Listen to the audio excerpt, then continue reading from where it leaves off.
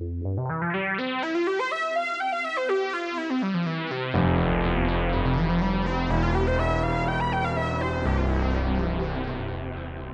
and welcome. You are listening to an informed take on current events brought to you by law students and staff of Queen's University Belfast. This is LawPod.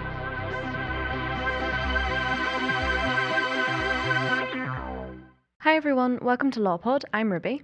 In this episode, we bring you a brief overview of the path to the Bar of England and Wales with two Queen's University law graduates. Firstly, Kiera Vinall, a current bar course student at the University of Law London, Lincoln's Inn Bar course scholar and future pupil barrister at the Government of the Legal Department. And secondly, Jack Meek, a barrister at the UK Government Legal Department and Bar Council Social Mobility Advocate for 2021-22.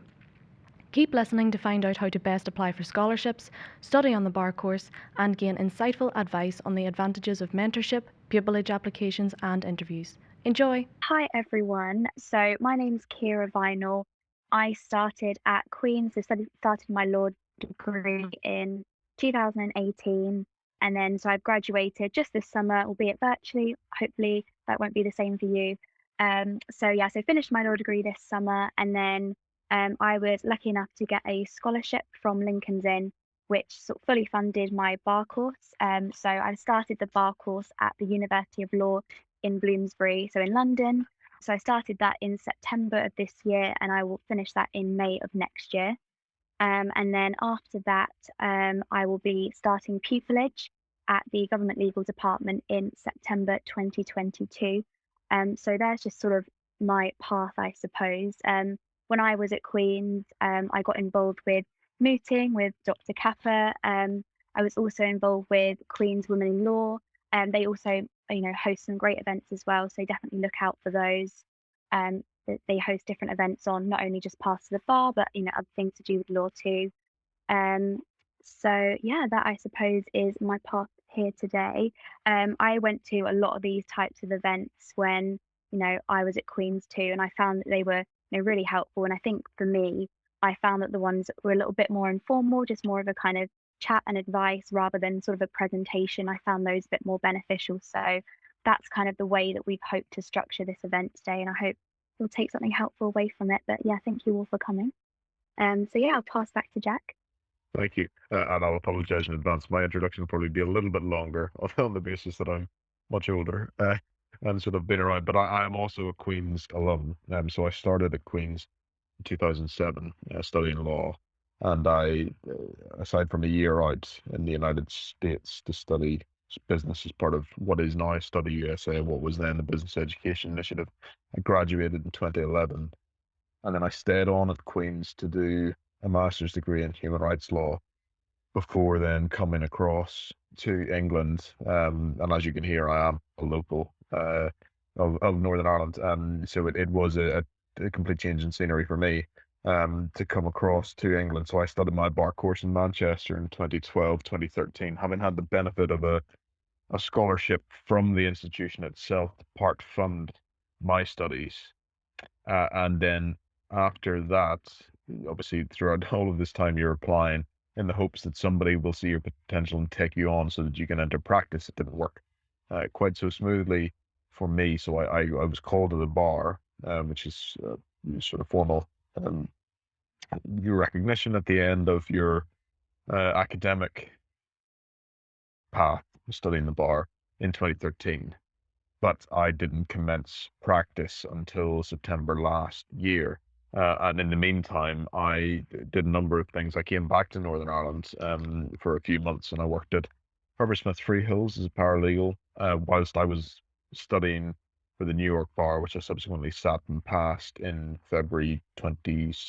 Oh, I'm losing track of time now. 2013, 2014. One of those years, I'm sort of losing track of time. I came back from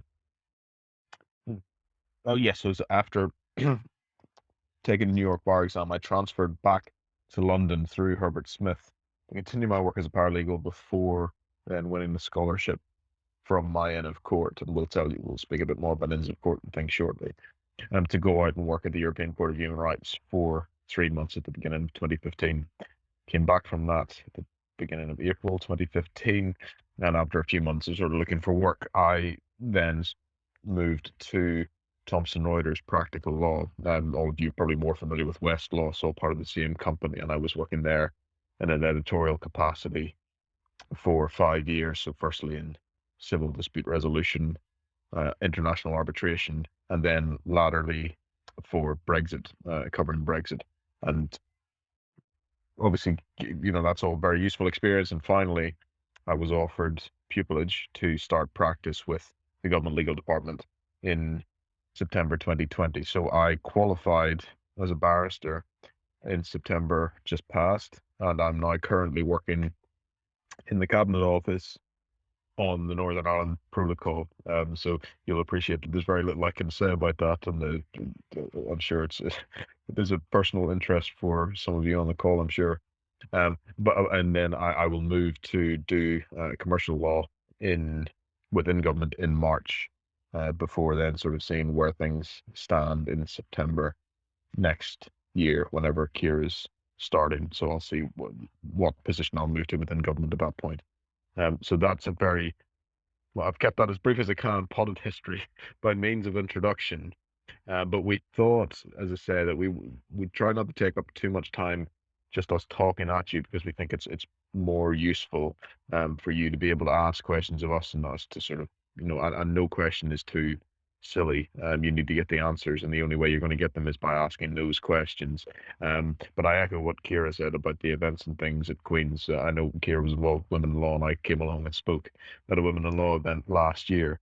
And we should also say as well that the reason that Kiera and I met was through you might see that the Inns of Court. So these are institutions for which you need to join. Just as a formal requirement, host open evenings like university open evenings. And Kiera came across with Queen's a few years ago. I was there in my capacity as somebody within the legal world, and sort of we met and have been keeping in touch and sort of working on applications and interview techniques and sort of getting experience and stuff together. So I'm delighted to see how successful Kiera's been, and that is all down to her, I should say, as well. But it's nice to see a Queen's student do so well, and hopefully we are testament to the fact that there's no bar, if you'll forgive the pun, on coming over here and considering something different for your career if you want to enter the profession as a barrister, but don't maybe think that the bar library in Northern Ireland is the place for you. So what I was just going to talk about very briefly before I pass to Kiera, who'll speak to you about applying for scholarships, studying on the bar course, pupillage applications, was just sort of the very first principles of what it means to come to the bar, the sort of key elements of coming to the bar in England and Wales. So I'm sure many of you are familiar that the way it works in Northern Ireland is you have a bar library system. And so you go and you study at the Institute, Professional Legal Studies. And in England, it's very different. So there is no sort of central bar library system. Most people, whenever they join practice, join what's called a set of chambers, and these are sort of collectives of self-employed people who have perhaps shared areas of expertise and come together and sort of work. So it's not a law firm, but they will, collectively pay in for the maintenance of the building and sort of for their clerks to organize their diaries and all that sort of stuff. What that means is it's very difficult to get into the system. What you need to, well, I'll start at the beginning. First thing you need to do if you're thinking about a career at the bar in England and Wales, you need to join one of the 4 Inns of Court, and those are Lincoln's Inn, where both Kiera and I are members, Gray's Inn, I was about to name Harry Potter houses there, Inner Temple and Middle Temple, and these are sort of like your professional homes. So there is, yes, a very traditional aspect to this, but these are the places where if you will graduate, for example, whenever you do your bar course. So you're not studying at those institutions, but they are there to support you throughout your education, firstly, and then in your professional career. And so you need to join one of those before you then embark upon getting a place on bar course. And the difference, can be the bar course itself can be very expensive, but the Inns of Court offer a range of scholarships. Kiera's touched briefly on the fact that she was successful in being awarded one, which has covered her course fees for the bar year. And then you also have to do sort of formal requirements, like you have to, Kiera, correct me if I'm wrong, is it 12? Is still 12 qualifying, what they call It's qualifying? 10. It's 10 now. Yeah, 10 qualifying sessions. So qualifying, so these are sort of formal requirements before you even get to, like actually studying on the course. And they happen throughout the year that you're studying the course. So you need to do these formal requirements, and they're simply, some of them are as simple as just going to dinner and meeting people. Others, you can go to lectures and maybe residential weekends where you can sort of do application workshops, or interview workshops, that sort of thing. Or I think some you may get credit if you're doing different extracurricular activities and stuff like that.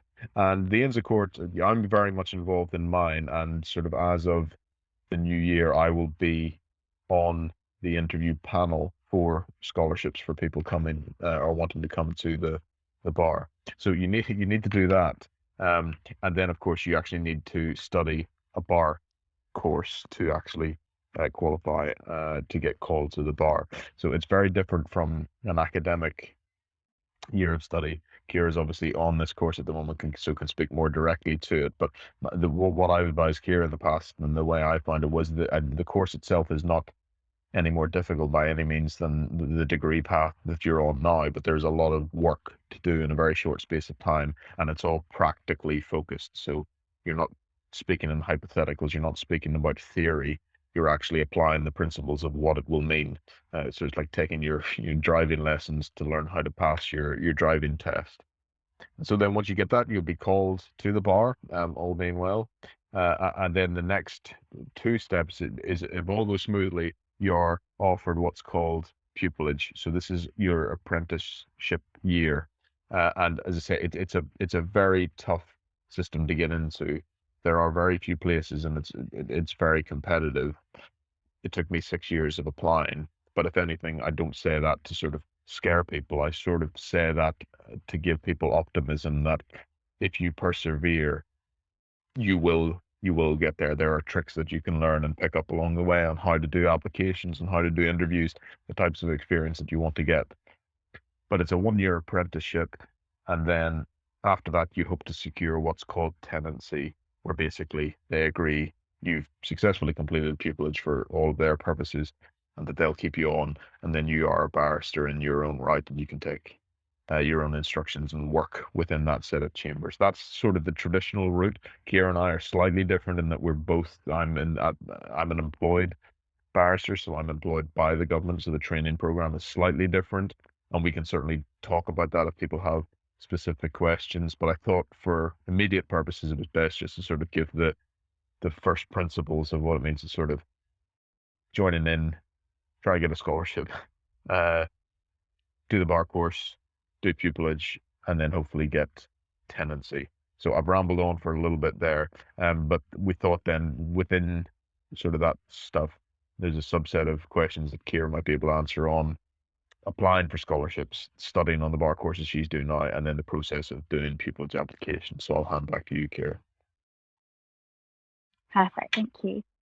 So I think logically it might make sense to start with scholarship applications because they're sort of the first thing that I had to tackle. So it was in your final year of your degree, the scholarship applications will open, I believe, in the September, and then they close in the December. So I believe they've just closed for next year's round of bar course applications. But if you were looking to, start your bar course the year later, then you'll be looking for sort of next September to start applying. So every inner court, as you've just heard sort of Jack talk about, will have slightly different application processes. I can certainly sort of speak for Lincoln's in the fact that you first of all send off an application form. So you'll of course include all of your sort of academics to date. You'll talk about if you've got any sort of relevant legal work experience, answer questions about why you think the bar is the career for you, what skills you can bring to that career. different questions like that. Also, your practice area interests, things like that. So that's sort of the first stage. Some of the Inns of Court will sift their applications, and from that select some people to be invited to interview. Some of the inns will interview everyone. So it's kind of, you can look into the different processes, see which one you think might be more beneficial. If you think you're really going to shine at interview, perhaps, applying to one of those inns that guarantees everyone an interview might look good for you. I know Lincoln's itself, I think it has over £1.5 million worth of scholarships that it gives out every single year. So it is a really fantastic resource to look into if you are looking to fund your bar course year. The fees vary depending on what institution you go to. To sort of quickly touch on what those institutions are, there's only certain places that are approved to sort of teach the bar course. So I know sort of the University of Law is where I am at the minute, but they have different sort of branches all over the UK. So I'm at the London Bloomsbury, but they also have them in Nottingham, Chester, Leeds, sort of all over the UK. Not in Northern Ireland, though, obviously, where you've got the institute. So there's all different institutions you can go to. There's also City University in London. I believe there's Manchester Metropolitan. I think there's Nottingham Law School. So you can look into the different sort of approved institutions. But typically the fees are around £14,000 for your bar course year. And obviously that doesn't include any of your sort of living expenses on top of that as well. So it is a very expensive year. So obviously if you are able to kind of get one of those scholarships, it's a huge financial help. Not just that, it also looks really good on your pupillage applications as well. So it's certainly something to look into. So after I submitted my sort of written application, you then find out obviously whether you've been selected for interview. And the interview, the format of the interview sort of changes again depending on what inn you're applying to. So at Lincoln's Inn, it's essentially just a panel interview. So you're there with sort of 3 other members. Usually one of the members will be sort of a bencher of the inn, and usually they try to pair you with people who are practicing in the area of law that you want to go into. So it will just be sort of an hour-long interview with a series of questions. They also tend to ask you to give a sort of a legal presentation about, a legal topic in the news that you find interesting or something like that. But I know for some of the other inns, they ask you to do an advocacy exercise, which is unseen. You see it on the day and you have to kind of just prepare something then. So again, depending on what you think might work best for you, definitely look into what the different inns process is and what you think, you might be better suited to. And then after that, that's kind of the whole process. And then you obviously find out whether you've been sort of awarded a scholarship or not. As I said, my scholarship covered my full bar course fees. So it is a really, really massive help. I remember I was a little bit unsure whether to apply because, you hear of all these fantastic people who've got all this amazing legal experience and you think, oh, will it be me? But my advice would be definitely put that application in because I think, so long as you're really enthusiastic, show, what you can bring to the career and that you've really tried to put in the research. For example, by attending this kind of seminar/chat, tonight, that really shows that you're engaging with the profession. So yeah, I would definitely advise to look into those. And obviously, if any of you sort of have any questions, please do feel free to sort of ask me on here or give me a message afterwards. So I suppose kind of then moving on to the bar course year itself. So yeah, as I said, you start in September and you finish in the May, so it's not even sort of a full year. And as Jack was saying earlier, it's not sort of like your academic law degree where you're, kind of being a bit theoretical about the law. It's more, how the law applies in process and what you'll be doing sort of day in, day out as a barrister, I suppose.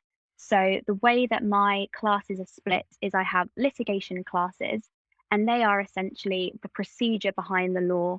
And so you're kind of learning, if it's in the criminal context, how are different cases heard in the courts, in the magistrate's court, in the Crown Court, how are they allocated?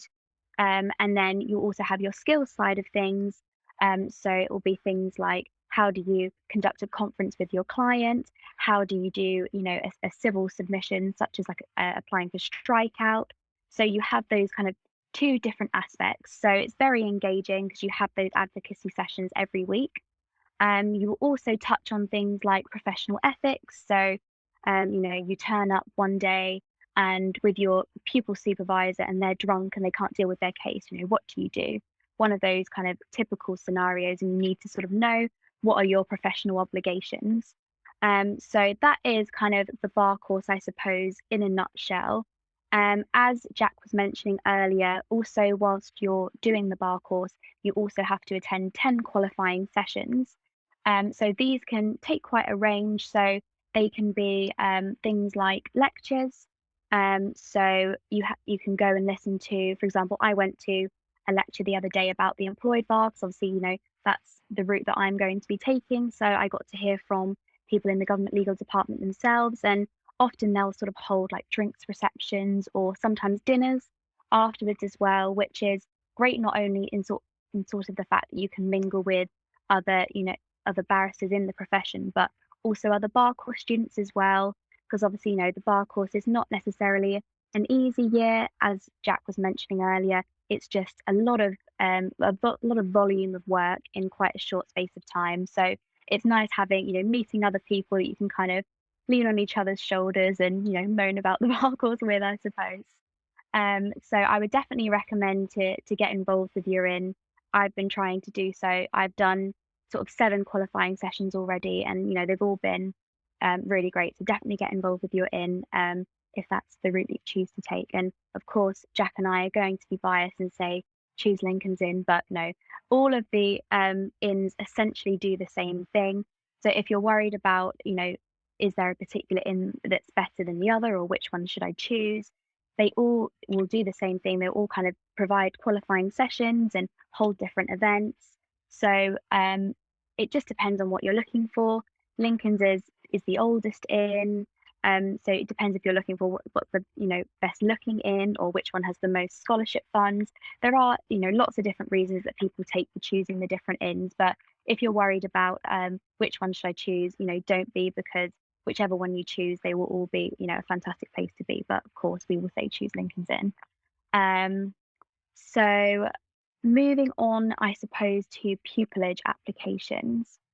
Obviously, on that note, to do with when you should apply, before you start your bar course, you have to be a member of an inn, and you have to sit what's called the BCAT. It's the bar course aptitude test. So you have to do both of those things before you start your bar course, but there's sort of no indication on when necessarily you have to, choose an inn. So what you could choose to do is apply to one particular inn for a scholarship, but you don't necessarily have to become a member of that inn. And when you are applying for a scholarship, just to note, you can actually only apply to one of the 4 inns. You can't put applications into all of them. So essentially, I feel like you maybe have kind of chosen what inn you want to go to when you pick on your scholarships, but it's not necessarily binding. If you don't end up getting a scholarship from that inn, you can go elsewhere. So yeah, you just have to make sure that you've joined your inn and sat the BCAT before you start your bar course. So you don't have to have joined an inn before you apply for a scholarship. Just a quick thing on the BCAT. It's essentially, I'm not sure if any of you have looked into perhaps the solicitor route as well. It's kind of like the bar's version of the Watson-Glaser test. So it's kind of just, critical thinking.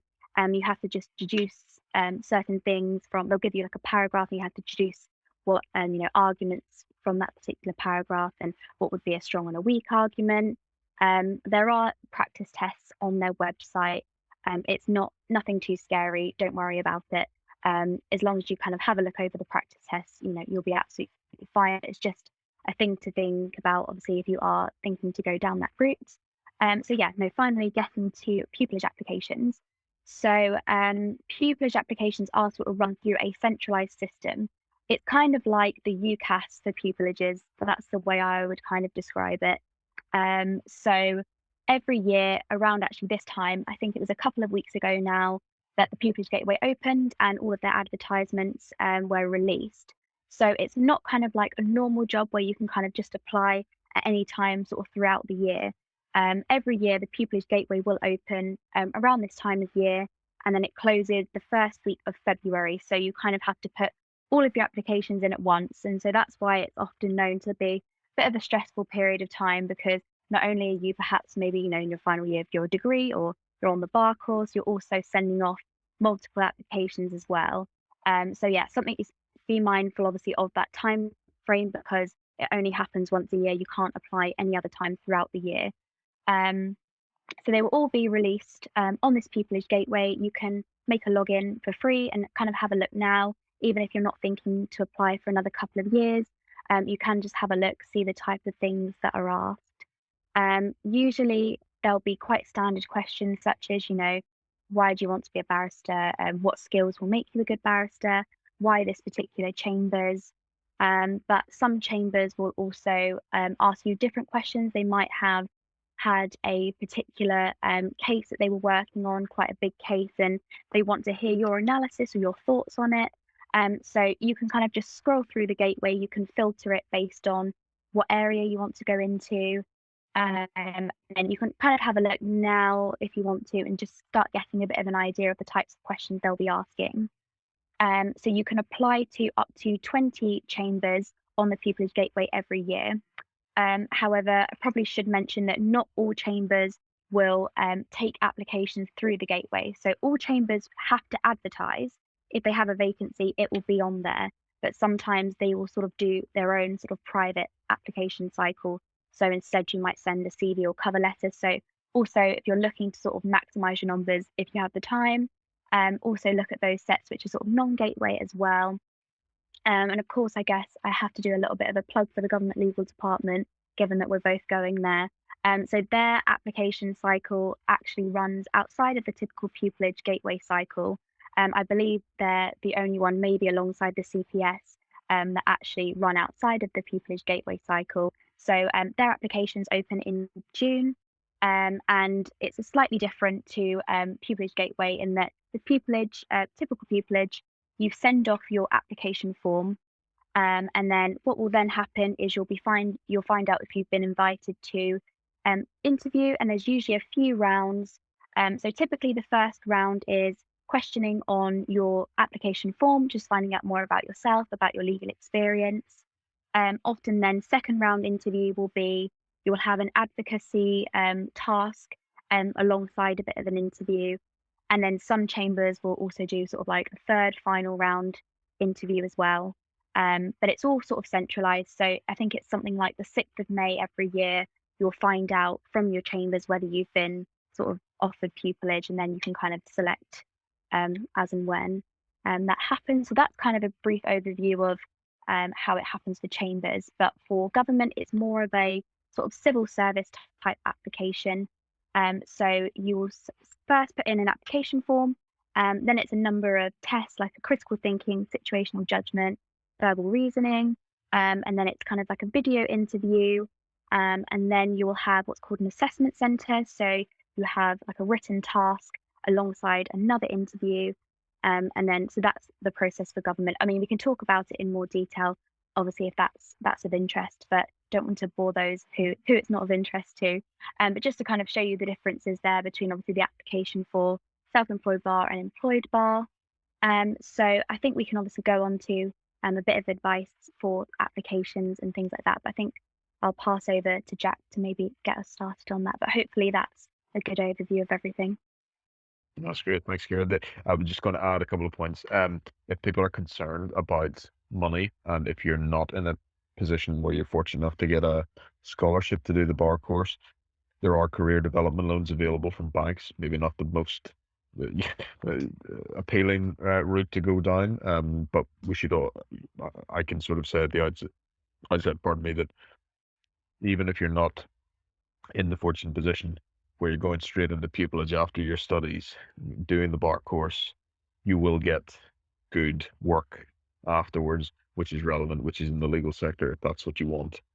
So it's awful to sort of think about piling on more debt, especially whenever, your generation of students, it's worse than mine, which was worse than the ones preceding me. But there are other ways around it, and if you are fortunate enough to secure pupillage before you start your bar course, uh, ordinarily you can draw down part of the pupillage award to cover the cost of your fees, in the same way that law firms offering solicitors training contracts often offer. So that was just what I wanted to add very briefly.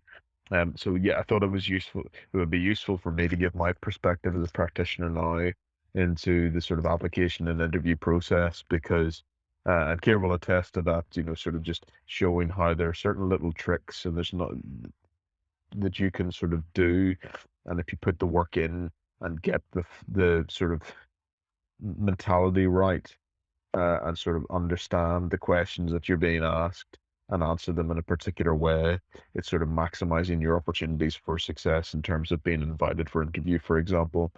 And so Kira was given a few examples of questions that might seem just sort of really esoteric. Like, why am I being asked why do I want to be a barrister? Surely we're past that point. But it took me a long time to sort of work out, 6 years to work out what was the best way of addressing this question. And it was somebody who offered some mentoring to me through my in, and Kira will be speaking a little bit more about mentoring um, after I finish on this section, who really said to me, look, be honest with the person that's reading the form. Like, just tell me why do you want to be a barrister? Because you sort of see that question or questions like it, and you feel like I must answer it in a particular way. I must, talk about the independence of self-employment and how that will all be great. And by the way, whenever you get into the working world, it's really good to have a salary and benefits and all that sort of stuff. So uh, don't say things that you think people want to hear, because, well, first off, if you're not being genuine, it's very easy to tell that. But secondly, as well, it won't be an original thought. It's very difficult to come up with something in answer to that question that people haven't seen before, or they haven't seen variations of it before. So there were people I spoke to, and they said, look, I'm going to tell you, this is how I approach the question. I lent on my personal experience, my personal story, to use a horrible, hackneyed phrase, like I'm on X Factor or something, if that's even still a thing. Um, and they were saying to me, I'm going to tell you this because you can't possibly use this example because it's not from your life. So whenever I was then going about and sort of nearing my wit's end, it's like, what more do I have to do for somebody to finally offer me that place? I started reflecting on, okay, I'm from Northern Ireland. I was 10 years old whenever the Good Friday Agreement, or just I was turning 10 whenever the Good Friday Agreement was signed. So, I'm coming out of just sort of that last generation that remembers the end of the Troubles into the new generation that's, hopefully benefiting from peace going forward. And so I was leaning on my experience as somebody from Northern Ireland, and, the how you maybe want to watch what you say, traditionally would have wanted to watch what you say in certain parts of Northern Ireland, and how, like, for me, being somebody who's such a proponent of free speech, that sort of really went against what I thought, or because, and I don't, credit to my family, in as much as it was always possible to be, you somebody who was relatively moderate in Northern Ireland. We were brought up to respect people from whatever background, and sort of to have that empathy and that understanding that, okay, you might hold a certain position on things, but you understand where other people are coming from. And so I was sort of taking those things that I learned, and where initially I would have shied away from, because, like, I didn't want to be pigeonholed or something like that, or just saying something that was sort of pie in the sky. It's like, no, actually, that is a concrete example where I was learning things without realizing throughout my development, which then, whenever you think about it, so, well, this is actually why I want to be in a position where I can advocate on behalf of others, and relate to people, based on their experience, and be that person when, all hope is perhaps lost for people. And again, this might all sound pie in the sky, but there is a way that you can borrow from your own personal experiences and put them down on paper in such a way that they they come across as genuine, and you'll see the answers that are really good, and people that are able to do that. And Kiera and I have had this conversation because whenever Kiera was starting out and sending me applications to review, you were doing things similar to what I was doing. It's like, these are the boxes I have to tick. This is what barristers want to hear. And I was saying to Kira, look, go back to first principles. And I won't embarrass you, Kira. You can share your own sort of story about, early experiences that sort of drew you to the bar. But the advice I gave, and the advice I would always give first and foremost, is just be honest. And then if you are honest, you're then talking about, at the end of the day, you're being invited to talk about yourself. And nobody knows you better than yourself. And it's not arrogant. And I think especially in Northern Ireland, for those of you who are from Northern Ireland on the call, and I'm sure David will agree with this as well. There's an awful tendency in Northern Ireland for people to sort of think, oh, I shouldn't get too big for my boots. I shouldn't. It's arrogant if I say such and such a thing. And to my mind, what I've always observed is, Northern Ireland outperforms the rest of the UK in exams every year, and yet from what I perceive is not represented in the way it should be in sort of these professions, or others like it, because people don't think they belong there, and that's a nonsense. That you sell yourself, and don't be afraid of what other people are going to think about that, because and I'm still doing it to this day. I say in work, one of the campaigns I've got involved with the bar council, I was uh, invited to become a social mobility advocate, and part of me was like, sort of, oh shucks, saying this to my colleagues at the bar in work, and they're like, stop hiding, stop shying away from the achievement. You can celebrate it, and there's no, you don't need to be ashamed. Sort of perversely, you don't need to be ashamed of what you're achieving. So sell yourself, and then I think, but the other key thing as well, um before you're even getting to the content of what you put in the form, is just structure, structure, structure. And I say it three times because that's the easiest way to sort of approach things. And I'm sure for those of you who are mooters on the call, this is, I'm sure, feedback that you will get. You structure your argument and you view it. It is a piece of written advocacy, like the memorials that you would be submitting for your mooting exercises. And so there's just easy ways of saying, is that there are 3 points I want to address in response to this question. You don't even need to phrase it like that. Just go number one, two, three, and put down the points. Put them down concisely. Barristers are busy people. We just want to be told what we need to be told. So communicate it in a crisp way where we've got all of that information. Don't waffle. And again, these are things that you're probably thinking is like, well, that's all basic stuff. But even though you know all that in the back of your mind, it's amazing how quickly you forget it. I'm sure many of you have been in a position where you're given a 3,000 word essay, and so you just start to type. It's like, and your goal at first is, I just need to get to 3,000 words. And then, of course, by the time you get to 3,000 words, you realize, I should have planned this better, because actually I'm going to write another 2,000 here, and it's going to be a devil of a time cutting this back down to size. So be conservative in your use of words. And I realize that that was a very long way of me telling you to be short and to the point, but it's because it's crucial. And use concrete examples as well, and don't be afraid either of of you might think an example is too silly to put on a form, but what people are looking for is to see that you have the ability to reflect on your experiences and identify those skills or those things that you have learned which will apply in practice. And no example is too silly. I put down, for example, about stacking shelves in Tesco, doing night shifts whenever I was doing my master's at Queen's. Uh, and I was tongue in cheek about the way I put it on the form, uh, because it's the best will in the world. And all credit to people that are doing that, especially over the past year and a half. But there's not an awful lot you can say beyond, I put items on a shelf sort of overnight. But what it was showing was that you're not adverse to hard work. Yeah, I think one of the examples Kiera had was about sort of part-time work as a barista. and she came. There was a good line that Kiera then had in her form about sort of the resemblance in the word barista and barrister, and sort of going from one to the other, but more importantly about just learning how to deal with people, learning how to deal with tricky customers, and having to sort of understand what their needs are and how you can provide a service. So think about things practically. And then the final thing I would say for now, I think, in terms of applications, is that if you can demonstrate throughout what I term commercial awareness.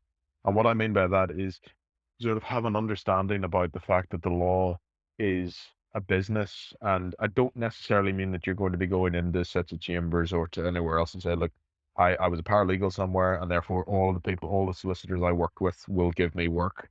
It's nice that you're thinking that way. The reality is, of course, that's not going to be the case straight away. But what they understand from you is that you already have your eye cast to the future where you'll be thinking, I need to generate business for myself.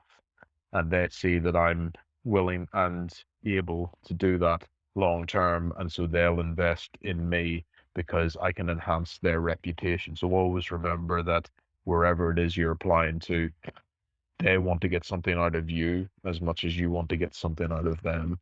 Uh, and so I suppose that covers, a few different things, but primarily the written stage of forms. Whenever it comes to um, interview stage, as Kiera rightly says, often you'll go to your first interview in the standard format. You'll be asked questions based upon your form.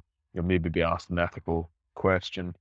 You'll be put under pressure. It's within a very short window of time, so you have very only a few moments to make a good impression. But the reason that you're being put under pressure is they want to see how you react. If you're up in court and the judge is putting you under pressure, how will you react? And just as a side note, actually, there's a real benefit. Log on, watch the courts in action online, even just see how. If you watch barristers in court, and then I was applying this whenever I was in court during my training. Um, a lot of it is more a conversation with the judge, especially if you're doing areas of law outside crime. And it's about sort of helping the judge navigate the material, or to sort of you wanting to assist the court. You are an officer of the court. You are a neutral, and you have to help them see that your argument is sound and is based upon information. And you talk them through it. You refer them to the materials, and the same then will go, like, try and show those things in interview. Remain calm, stick to your guns. If you're put under pressure, they want to see that you can withstand a barrage and have a confidence in your arguments. And so you'll be asked questions which, it could be a topical issue. On the tube on the way back there this evening, I was reading about proposed legislation for assisted dying in Scotland. And whenever I was interviewed for my bar course scholarship in Manchester, I was asked about euthanasia, and I had been studying it as part of the medical law and ethics topic with Queen's. And so it didn't matter what position I adopted, you just pick one and you argue it. And they will pick topics where it is possible to come at it from either angle, but they just want to see that you have the courage of your convictions.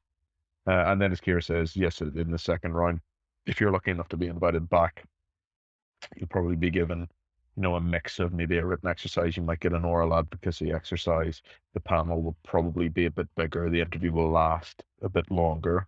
But by that stage, by the time you get the second round interview, you really are good enough to be at the bar. They'd say if you get invited to interview, you're clearly good enough because they've seen it on paper. They've seen what you can bring to the table, and then they're testing you in the first round. Whenever you get the second round, it really could be any one of you. And often, and there are issues with this. You'll find that different places have their own different personalities, uh, and that doesn't always necessarily sit well with me, because it's like, well, sometimes, especially when you go through such a long period and you're applying for so long, and you start to question, like, what is it I'm doing? Am I just not fitting in?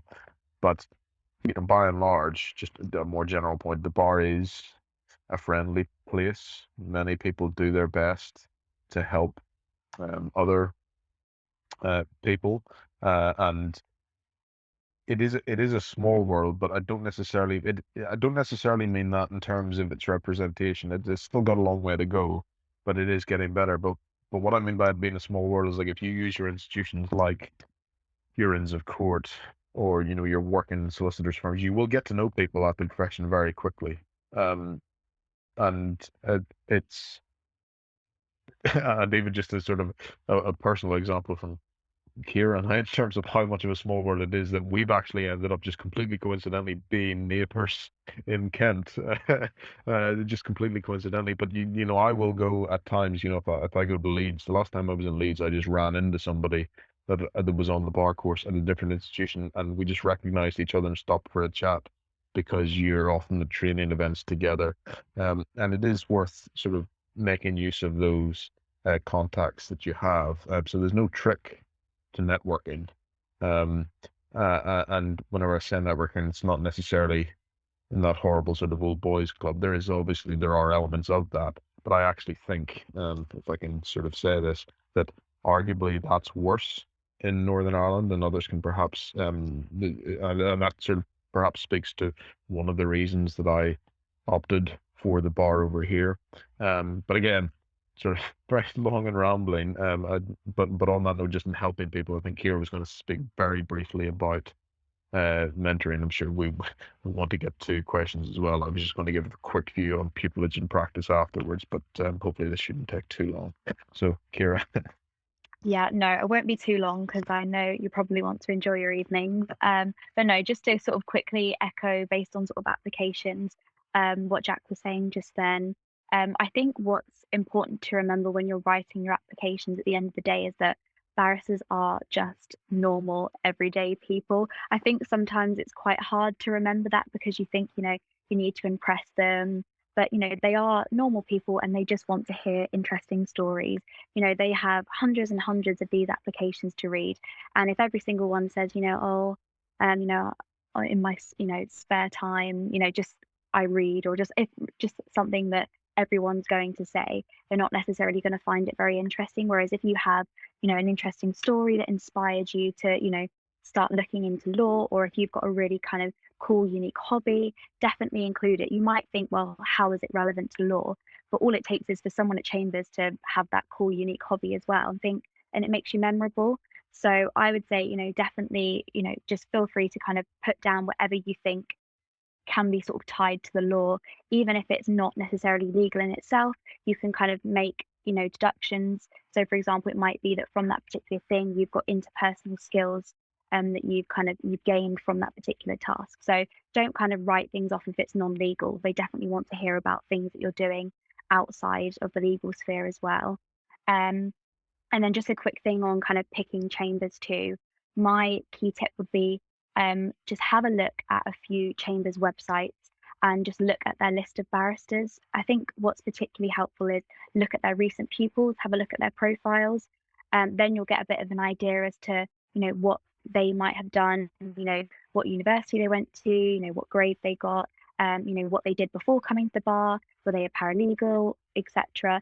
And sometimes it can give you quite helpful tips if you're looking for different experience, maybe that you might want to seek out. So yeah, just a quick thing on that. But no, moving to, I just wanted to speak briefly sort of about mentoring. So Jack mentioned earlier that I first met Jack when David Kappa, Dr. Kappa, was lucky enough to select me to obviously go to Lincoln's Inn on the Queen's trip. And so obviously I went to Lincoln's Inn. That was the first time I'd actually been there.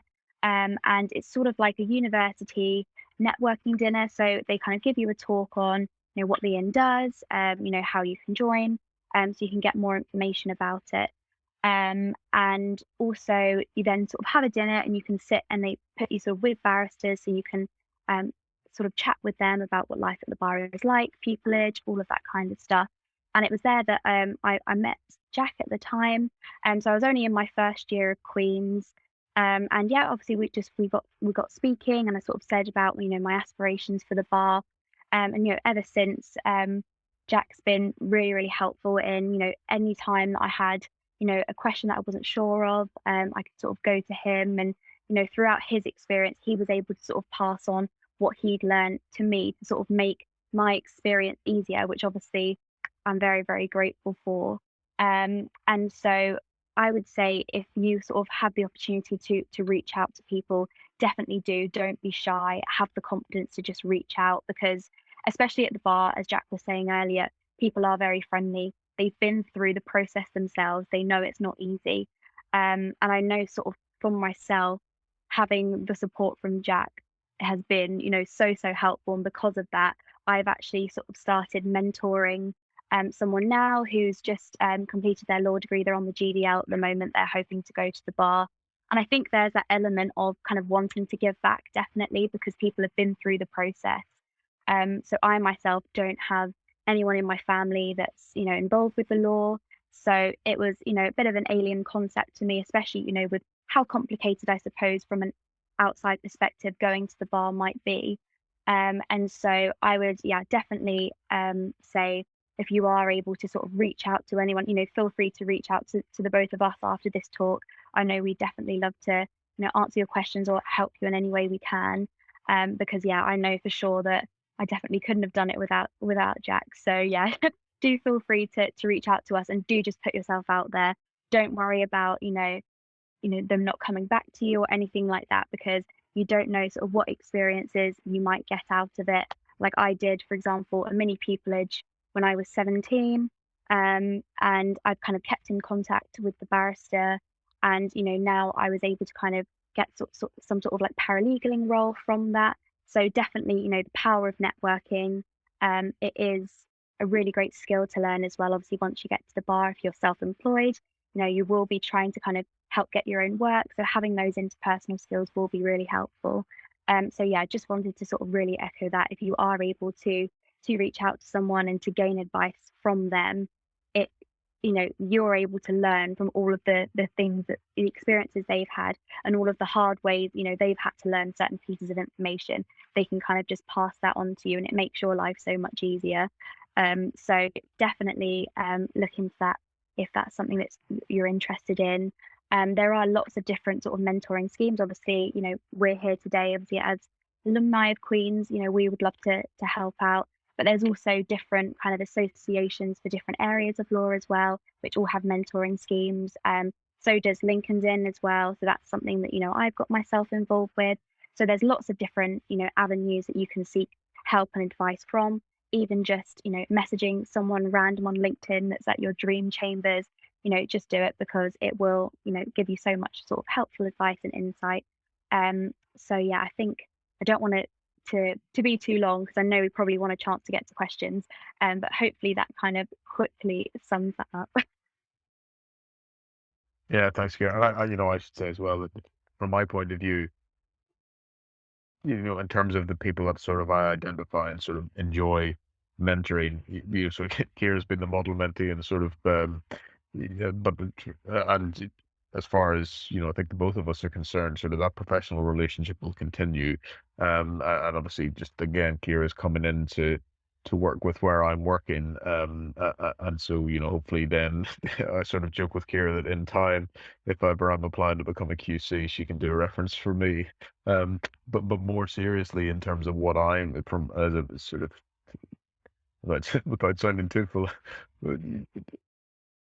whenever I'm looking at it from a mentor's perspective, I'm sort of thinking, all right, the students that actually need, you know, help, not because they're not good, but because they are good, but don't necessarily have the connections that others will. And, I'm not going to, if somebody asks me a question, of course I'm going to ask and I'm going to try and be as helpful as I can. But I think for me, especially because it was so tough getting in, and I should say this similar to what Kiera was saying, I'd first person in my family to go to university, and certainly the first in law in terms of my immediate sort of family network. And social mobility has therefore become something that I've become quite involved with, and I sort of try and speak and write about. And as far as I'm concerned, it's that the people I want to help are the people I want to see come into the profession, because to my mind, the variety of experiences will only enrich the profession because it's giving the profession a different perspective. And if we're trying to empathize with other people and understand where they're coming from, well, surely it's best that you have a wide variety of people coming in, and certainly from a mentor's perspective, you will identify and you'll see people who definitely have it and just need a guiding hand, and it's some more than others. But it's always nice to sort of then sort of see that success. And then, as Kiera said, I'm delighted, for example, with Kiera, sort of taking on mentees herself, and I continue to do it through the end. Um, and I benefited from it. And even to this day, there are people within the inn that I know that I can go to if I have a question about something, or in former jobs and things like that. And I know that they will sort of be responsive and give me really good practical advice. And it starts just with being bold enough to ask the question. So don't ever, shy away. Sort of, I learned my first job as a greengrocer in Portadown. You don't ask, you don't get. So just don't be backward and coming forward, I think is the expression. Um, the final thing I was just going to speak about, and I promise I will be briefer on this, is just to sort of describe pupillage in practice. So a pupillage year traditionally is 1 year, and this is what you need to do, obviously, to be able to finally get your practicing certificate and enter practice in your own right. And pupillage is split into 2 periods of 6 months. So the first 6 month period is traditionally a period where you would shadow a person in your chambers if that's the route you go. And we can speak about GLD because it's slightly different, but for the purposes of this, I'll stick to sort of the most common way of doing it. So you would shadow a person for 6 months. You'd probably do bits and pieces of written work and things like that for them, and you would do internal advocacy training. In your second 6 months, you will then be given instructions in your own right. You will probably go into court. You'll be given a provisional practicing certificate, and you'll go in and you'll get to order cases, and you will be treated like an ordinary member of chambers. You sort of think about it as a probationary period, I suppose. And you'll get the solicitor. So I know I was seconded to a set of chambers from government in my second 6 month period, and my supervisor's approach was very much whatever file came in from the solicitor, I got it as it was. And I had to work out from the solicitor's instructions what the questions were being asked, what it was that I had to do, and get that information, down on paper or whatever else needed to be done, and work it out. And if I was wrong about something, I'd be told, and you'd go back and do it again.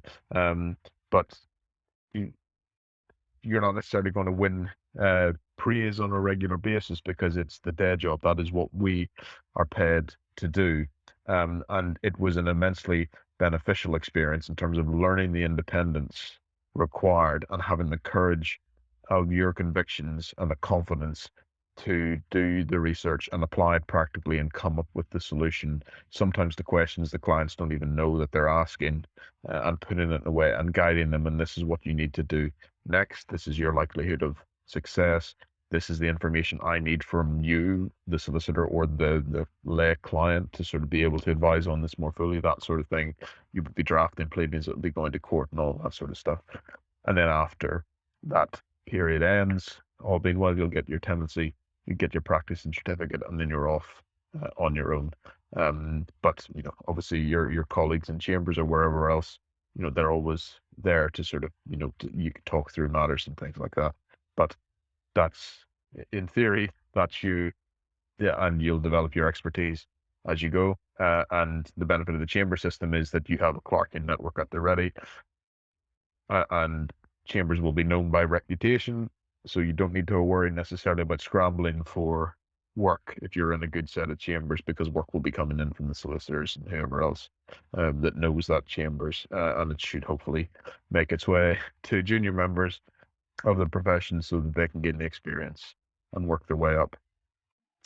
So I think, and I apologize, I think Kiera and I intended to sort of try and cover all of that chunk in about half the time. But I suppose whenever we got onto it, hopefully it's preempted questions. And I think it's because, yeah, there's so much to say about the bar, and we are still scratching just the surface of the iceberg. But hopefully that's been helpful. And as I said, don't be backwards and coming forwards to ask us questions now. feel free if you're comfortable coming off camera or just come off mic and shout them out to us, and we'll do our best.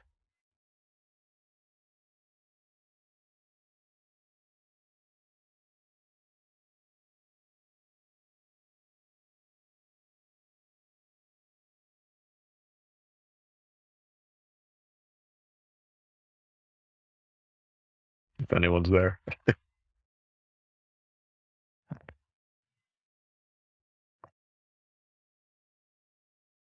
Well, if there's a little bit of reticence about asking questions, Jack and Kira, maybe I could say a few things that are designed to give people listening in hope, belief that they can succeed at this. One of the things that Jack mentioned was the value of having a diverse profession. Kira mentioned her Lincoln's Inn trip a few years ago, and I've been leading that for a few years now. We didn't have one last year, and I haven't heard anything about one this year for obvious enough reasons. But through that as well, the inclusivity message has been conveyed. The bar is a profession which exists to serve the public, and the bar doesn't serve the public well if every barrister is a public schoolboy or a public school girl in their school life. They have to draw in people from every section of our community if they are going to serve the community in the best possible way. So what recruiters to the bar are looking for is talent. Jack has also said that the exam results in Northern Ireland comfortably outperform the rest of the United Kingdom. So, if you're a Queen's student, you're up there with the best. You've got much, much to offer, and every reason to believe that you can be successful at this. And let me tell you about a few other people who have made it from Queen's to the bar, early stages, bar in England. I'm talking about, we've got Jack and Kiera with the Government Legal Service and Lincoln's Inn. We've also got Chris Monaghan, also Lincoln's Inn. It's got a pupillage with a set of commercial law chambers, very prestigious set of commercial law chambers, so prestigious I've forgotten their name, but he actually got about half a dozen offers of pupillages after having several interviews where he just didn't quite make the final cut. He eventually made a breakthrough, acquired the experience of doing these interviews, and then it was like waiting for a bus, none for half an hour and then 31 all at once. All these offers came in. Very, very prestigious chambers. Kiera Olawunde, who was a mooter with us several years ago, she has a pupillage in criminal law chambers. She's Inner Temple, so another of the inns where we have, Presence and Alana Hughes, Gray's Inn, and family law chambers. So it's growing. People from Queens are storming that citadel of the bar in England, and I'm sure there are others that I can't recall at this particular time. And another thing too, which I would emphasize, is the point that Jack made about just be honest about yourself. Uh, don't try and think, what do these folk want to hear? Because if you go with a false story, you'll be caught out. You'll be like the witness who's giving lies. And when cross-examined about something which the script doesn't quite fit, because of course the script is never true to begin with, the fact that they're telling porkies will come to light. So you've got to speak about yourself, about your experiences, and don't ever think that any of the experiences you have had are insignificant. They're not. Um, One of the things that persuaded me that Siobhan Keegan would make the best Chief Justice in Northern Ireland was the way that she handled moots at Queen's. She was a model of professionalism, a model of courtesy and politeness and encouragement. She didn't come along as judge in residence to judge our moots thinking, I'm a High Court judge destined to be Chief Justice of Northern Ireland. This is beneath me. She realised how important it was to treat people with respect. It's through little things very often that you get the measure of a person. If somebody is able to see past their own importance to realise the importance of treating other people with respect and doing a job, whatever job it is, to the best of their ability, that's how that person shows what a good person they are. So, you know, sports, drama, music, stacking shelves in Tesco's, it's very much a team game. But all of those things will, from time to time, present challenges where something goes wrong and you're the person on the spot has to deal with it. You have to step up to the plate and show that leadership ability. You can show all sorts of things about yourself in very, very simple things. So don't be ashamed about anything. Everybody has got much to offer.